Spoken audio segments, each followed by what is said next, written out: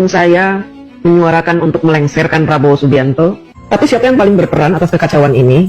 Anies Baswedan. Oh, wong wedok utek isine taek ya kaya kone iku cuk jancuk. Kepingin nglengserno Prabowo, saiki menuduh Anies provokator demo. Cangkem nek gak tau sekolah kaya kone iku anak turune gerwani mbok ancuk kone iku. Jilbabmu iku copoten cuk jancuk. Assalamualaikum warahmatullahi wabarakatuh. Loyalis Jokowi atau pendukung Jokowi garis keras yang bernama Gerwani, yang merupakan politisi daripada Partai PSI atau Partai Gajah, yang kemarin menarasikan akan menggulingkan Prabowo ya, di mana gara-gara Prabowo memberikan abolisi kepada Tom Lembong dan juga memberi amnesti kepada Hasto. Nah, kali ini ya, Gerwani ini membuat framing jahat bahwa aksi demonstrasi pada tanggal 25 Agustus kemarin sampai tanggal 1 September. Dia memframing bahwa Anies Baswedan yang berperan dalam aksi tersebut. Jadi sepertinya kalau kita lihat ya, pendukung atau loyalis Jokowi ini sudah mulai ketar-ketir, di mana dia membuat framing-framing terhadap Anies Baswedan, padahal mereka sendiri bersama teman-temannya yang ingin menggulingkan dan melengserkan Prabowo. Dan ini membuat netizen ya di sosial media marah terhadap pendukung Jokowi ini. Jadi sepertinya mereka ini sudah tidak bisa berkutik lagi. Tentunya masyarakat tahu ya, kemarin di saat aksi pada tanggal 25 Agustus 2025, yang narasinya ya waktu itu ingin membubarkan DPR, tetapi dimanfaatkan oleh mereka. Dan ini kemarin ada videonya dan sudah beredar di sosial media. Demo pada tanggal 25 Agustus 2025. Kalau satu, Anda memang berniat menggulingkan pemerintahan Prabowo Subianto. Kalaupun saya menyuarakan untuk melengsarkan Prabowo Subianto, itu ada alasannya. Karena Bapak Prabowo membela koruptor. Bahkan mantan BIN ya mengatakan aksi demonstrasi kemarin sengaja dimanfaatkan oleh geng Solo. Yang pertama ya, untuk mencitrakan Prabowo buruk di mata masyarakat, dan juga ada dugaan kuat ya ingin melengsarkan Prabowo. Dan ini narasi ini ya sama seperti yang disampaikan oleh pendukung-pendukung Jokowi ini, seperti Gerwani ini yang pernah menarasikan ingin menggulingkan Prabowo. Modus yang digunakan kemarin dalam aksi massa itu adalah pola dua pihak dikendalikan. Pelaku, pengaman, ini bisa di bawah satu kendali. Ya. Bisa diulangi. Dua pihak dikendalikan. Pengaman maupun pelaku aksi berada dalam satu genggaman. Nah, ini cukup memerlukan energi dan logistik yang besar. Gitu. Oleh karenanya semua ini, kegiatan ini, ya kan, kegiatan semacam 3-in-1 ya. Ada pendana, ada pelaku, ada pengaman. Nah, ini membutuhkan biaya. Dan saya mendapatkan informasi yang sangat dipercaya bahwa ini tidak lepas juga dari sakit hatinya para koruptor, khususnya kasus Pertamina yang hari ini masih DPO gitu ya.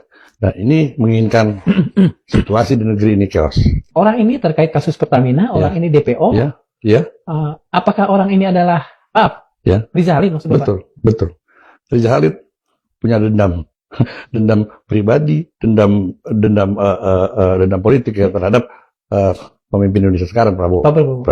Oleh karenanya maka dia. Bukankah dulu Pak Prabowo dalam tanda petik berada dalam Pak Riza Halid dulu menjadi pendukung Pak Prabowo di 2014? Betul. Tapi apa yang terjadi pada saat itu? Riza Halid melakukan kebohongan. Dia tidak store dana yang dijanjikan kepada kubu Prabowo dalam rangka pemilu. Iya, betul. Itu fakta. Jadi yang sebetulnya yang dendam itu siapa? Apakah Pak Riza Halid atau Pak Prabowo yang dibodohin gitu Pak? Awalnya Prabowo dendam, tapi setelah kejadian ini Riza Halid juga dendam sama Prabowo. Dan satu hal lagi kan, ada kegiatan-kegiatan Hasim yang dijegal untuk di Pertamina. Seperti pada waktu itu terjadi Hasim membawa seorang investor perminyakan dari Rusia. Akhirnya dijegal sama Riza Halid. Jadi seperti itu situasinya. Dan sekarang kan inilah peluang Riza Halid membalas sakit hatinya setelah ditetapkan sebagai tersangka. Tadi Bapak mengatakan bahwa dua pihak, pendemo maupun yang menjaga katakan saja ya, yang menahan para pendemo ini dikendalikan oleh satu kekuatan. Kekuatan itu apakah yang tadi Bapak sebutkan Riza Halid? Ya, artinya gini, Riza Halid boleh dikatakan hanya penyandang dana, tapi pengendali di sini ya kan, tentunya saya bisa meyakinkan ini adalah geng Solo. Gitu. Geng Solo. Kenapa ini bisa terjadi? Karena ini terjadi begal demo nih Pak. Jadi kan, boleh dielaborasi Pak. Kita bisa lihat awalnya ajakan untuk demo itu memang cukup viral pada saat dengan waktu yang sama 25 Agustus. 25 Agustus kemarin. Cuma narasi yang digunakan adalah satu, tangkap Jokowi, maksurkan Gibran dengan menggunakan mekanisme DPR. Gitu. Iya. Tapi di dalam perjalanan ini bergeser. Gitu. Isu DPR justru diangkat ke permukaan bahwa DPR hedonis, DPR menerima tunjangan yang berlebihan, ya. Sehingga DPR tidak layak menjadi wakil rakyat. Dan sayangnya begitu ya. Sayangnya memang tunjangannya berlebihan. Iya, kebetulan seperti itu kondisinya. Sehingga terjadilah amarah rakyat bahwa DPR harus dibubarkan, DPR harus digusur. Nah, ini proses begal demo. Nah, 25 kemarin itu adalah aksi demo, ya, yang tadi dari berbagai entitas ya latar belakang. Nah ini juga jadi unik gitu loh demo kali. Di mana-mana demo selalu satu entitas, ada guru, buruh gitu ya. Ini bermacam latar belakang. Nah inilah sesungguhnya demo yang bukan original demo. Jadi ini demo yang sudah dibajak nih, sudah dibegal kan.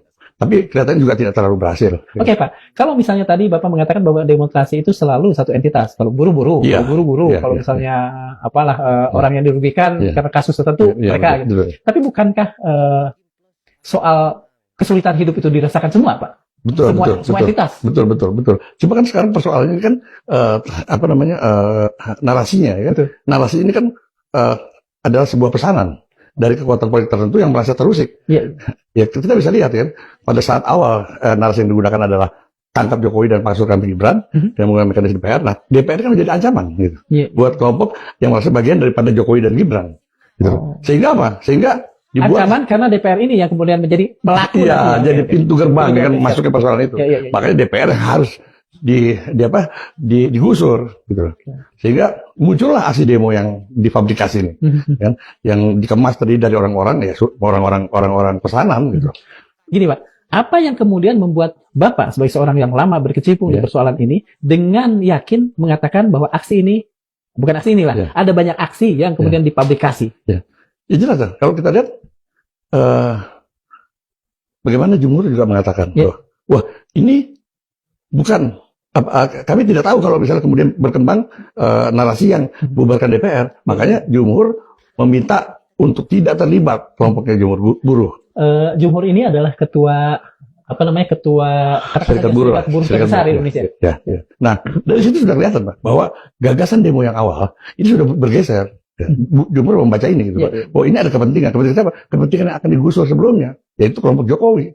Nah, jadi ini bukan counter demo, ini begal demo. Ini begal demo. Terjadilah tanggal 25 ya kan. Kemudian yang menjadi janggal lagi ya kan, bagaimana polisi sangat menunjukkan seakan-akan lemah dalam menangani kasus aksi unjuk rasa kali ini. Ya. Bahkan terkesan membiarkan instalasi mereka dibakar, fasilitas kendaraan mereka dirusak oleh massa tanpa ada perlawanan yang berarti. Nah, artinya apa? Ya kan? Ini kan polisi memberi ruang agar situasi ini menjadi chaos gitu loh. Karena ada pengendalinya, Pak. Nah, malah Kaisang mengatakan ada upaya adu domba Prabowo dengan Jokowi di aksi demonstrasi kemarin. Justru yang kita lihat yang melakukan adu domba adalah kadernya sendiri seperti Gerwani. Dengan melakukan politik adu domba yang mengatakan bahwa Anies Baswedan lah dalang daripada aksi demo ini. Padahal Anies kemarin ya hanya mendatangi yaitu keluarga Afan ya, di mana Afan menjadi korban aksi demonstrasi kemarin. Dan itu wajar semua kata masyarakat netizen karena beliau adalah mantan gubernur DKI Jakarta. Jadi beliau bolehlah memberi perhatian kepada Afan, keluarga Afan. Sebenarnya yang kita lihat ya, politik adu domba ini sengaja kader-kader PSI lontarkan ya di sosial media.